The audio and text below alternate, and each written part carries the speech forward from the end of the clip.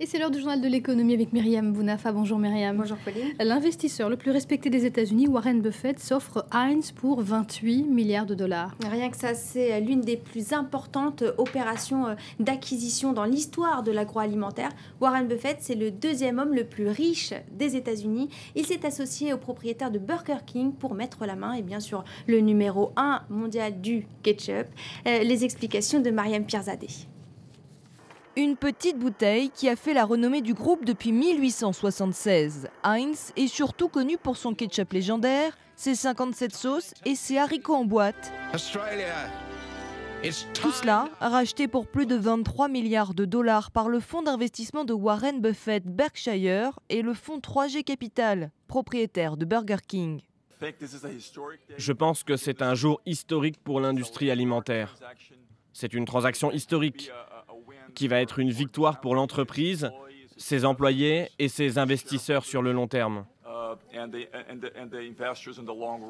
Un achat historique qui devient la 4e plus grande acquisition dans le monde agroalimentaire, car dette comprise, la société Heinz estime l'opération à plus de 28 milliards de dollars.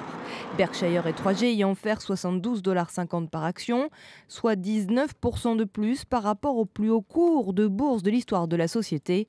C'était en 1998. Nos actionnaires sont récompensés grâce à cette transaction qui arrive après 7 ans et demi de croissance organique importante et une valeur boursière jamais atteinte. C'est une très belle récompense pour tous ceux qui ont contribué au succès de l'entreprise. Une aubaine également pour le nouveau secrétaire d'État américain John Kerry, dont la femme est la veuve de John Heinz, héritier du groupe. Et pour beaucoup d'analystes, cette opération pourrait bien augurer une vague de fusion dans l'alimentation aux États-Unis. Et c'est le deuxième jour de visite pour François Hollande en Inde, le président français qui plaide pour un accord de libre-échange entre l'Union européenne et l'Inde. On parle beaucoup de zones de libre-échange en ce moment, on en a parlé avec les États-Unis. Aujourd'hui, c'est l'Inde. En tout cas, c'est ce que déclare le président français dans les pages de The Times of India, une zone de libre-échange qui permettrait, d'après lui, d'abaisser les droits de douane indiens, véritable frein pour les échanges avec la France. L'Inde et l'Union européenne sont en négociation depuis 2007.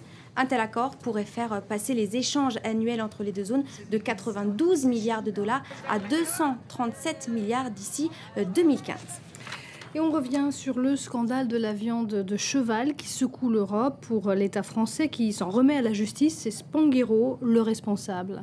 Et oui, cette entreprise basée dans le sud de la France élabore et vend des produits alimentaires à base de viande. Elle est suspectée par le gouvernement français d'avoir eu connaissance de réceptionner de la viande de cheval et d'avoir ensuite réétiqueté ces lots en viande de bœuf. Le ministre de l'Agriculture français a donc décidé de retirer l'agrément sanitaire de l'entreprise. Qu'est-ce que ça veut dire? Ça veut dire qu'elle ne pourra plus vendre de viande, et ça jusqu'à ce que la justice se saisisse du dossier. Quel est l'avenir des salariés de Spanghero, aujourd'hui très inquiets? Le reportage de nos confrères de France Télévisions. Les 360 salariés au cœur du scandale de la viande de cheval sont abasourdis. Ils ne savent pas si leur emploi est menacé. On n'a pas de questions, on n'a pas de réponse, on n'a rien. Personne ne nous parle. Nous, on n'a que les infos pour savoir. Dans l'après-midi, la sanction est tombée. Le ministère de l'Agriculture a suspendu l'agrément sanitaire de Spanghero. L'entreprise spécialisée dans le traitement de la viande ne peut donc pas poursuivre son activité. Benoît Hamon a souhaité rassurer les employés. J'ai une pensée aussi pour les salariés qui n'ont pas grand-chose à voir ou rien à voir dans cette affaire et qui se posent la question de l'avenir de leur entreprise. Ils sont légitimes à se la poser, mais nous poserons la question avec le groupe auquel ils appartiennent, le groupe Lurberry, sur l'avenir de l'activité. Nous l'avons en tête. De nouvelles analyses seront réalisées dans l'usine de Castelnaudary dans l'Aude. Objectif, déterminer la suspension définitive ou pas de l'agrément sanitaire de Spanghero. En clair, si l'usine créée il y a 40 ans va fermer. La guerre des monnaies, c'est l'invité principal des discussions du G20 qui se tient en ce moment à Moscou. C'est un G20 préparatoire où vont se réunir les ministres des Finances des 20 plus grandes puissances mondiales ainsi que les gouverneurs des banques centrales. Préparation au G20 qui, lui, se tient au mois de septembre. On va y parler monnaie, ça on le sait, taux de change surtout. Principale visée, c'est la monnaie japonaise. On l'a dit cette semaine, le yen a encore été déprécié, atteignant son plus bas depuis 3 ans. Vous le voyez, c'est une courbe qui vous donne donne la valeur du yen par rapport au dollar, elle s'écroule. Une manière en fait pour Tokyo de relancer son économie, une manipulation des taux, c'est comme ça que ça s'appelle, qui ne plaît pas à tout le monde. Les Américains, eux, soutiennent les Japonais puisque eux aussi soutiennent leur monnaie pour pouvoir relancer leur économie. La France, par contre, voudrait plus de maîtrise des taux de change.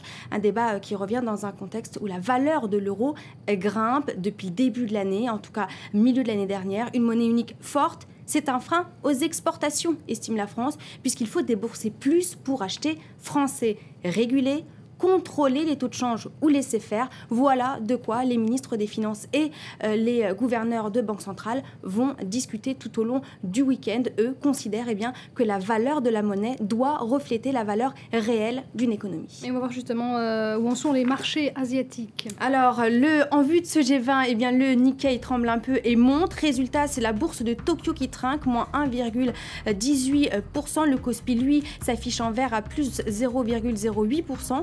Un coup d'œil sur les marchés américains qui ont clôturé, peu de mouvements du côté de Wall Street, hésitant entre les craintes liées à la situation économique de la zone euro et du Japon et les salves de fusion. On en a parlé surtout dans l'aérospatial sur le marché américain.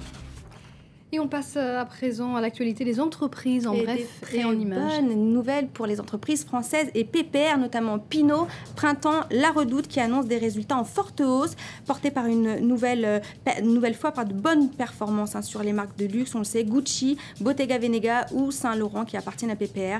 Des résultats opérationnels en augmentation de plus de 19% à presque 1,8 milliard d'euros. PepsiCo fait mieux que prévu, le bénéfice en hausse de 17% au 4e trimestre en raison d'une augmentation des prix et de sa performance solide en Amérique latine. Les dividendes du groupe sont en augmentation de 5,6% au 4e trimestre. La justice américaine ne s'opposera pas à la fusion de Penguin et Random House, ouvrant la voie à la naissance du plus grand groupe d'édition au monde, représentant un quart des achats de livres. Objectif, contrer le pouvoir du géant Amazon.